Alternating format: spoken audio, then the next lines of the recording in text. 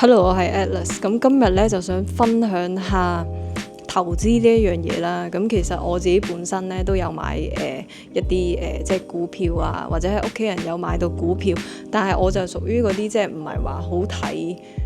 唔會睇住個市啊，或者係我真係會揀一啲即係長遠長期嘅一啲投資嘅一啲股票咁樣啦。今日咧就想講下年輕人投資除咗睇回報，仲有啲乜嘢去注意呢？咁咧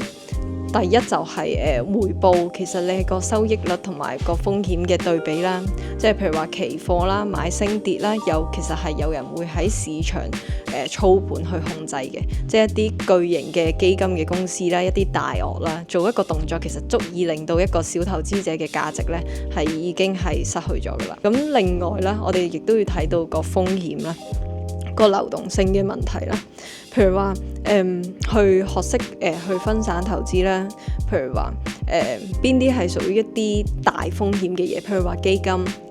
包括咗股票啦、債券啦、貨幣啦、一啲加密幣。小風險嘅咧就會有一啲銀行定期嘅存款啦，同埋一啲儲蓄險啦。最緊要係學識去分散投資，去分散你自己嘅風險，去達到一個學識點樣去理財咁樣。而回報越高咧，風險就越高。咁風險越高咧，亦都唔等同於回報越高嘅。同埋我哋都需要係投入嘅時間成本啦。譬如話你玩投資玩股票嘅，你需要 check 好一啲公司嘅背景啦，去睇年報啦。譬如話我嘅屋企人其實佢係會真係 check 晒成間公司，真係用好多時間去睇好多書啦，去真係 check 嗰間公司嘅背景係點樣，去真係試佢哋個產品啦。同埋會睇佢哋嘅年報啊，好多諸如此類嘅一啲資料，佢需要去準備啦，佢先去落定去揀好一隻股票，譬如話石油咁樣，因為石油係一個不可再生能源啊嘛，佢睇中佢一點講，佢研究咗好多以上我所講嘅嘢之外，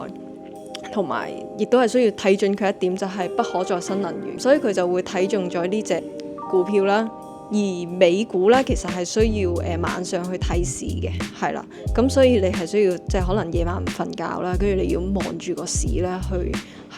準備啦咁樣。而另外啦，投資嘅目標啦，譬如話對於一啲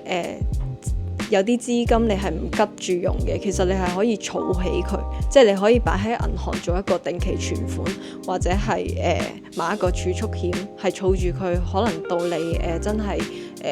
某個年齡，可能50歲啊，或者40歲、60歲，即係呢啲咁上下中年嘅，你想拎翻出嚟之後，佢係會有一個2-3倍嘅升幅。咁有好多朋友仔咧，可能就會覺得，咦？我睇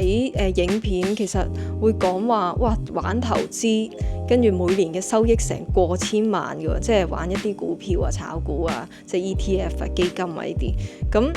條片嘅內容當然係好美好啦，但係有幾多個人又可以做到股神呢？呢個世界上又有幾多個巴菲特呢？係啦，咁呢個問題就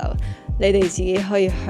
諗一諗啦，係啦。咁以上就係關於年輕人投資，其實除咗睇回報，咁仲有以上我啱啱所講嘅幾點係需要注意到嘅。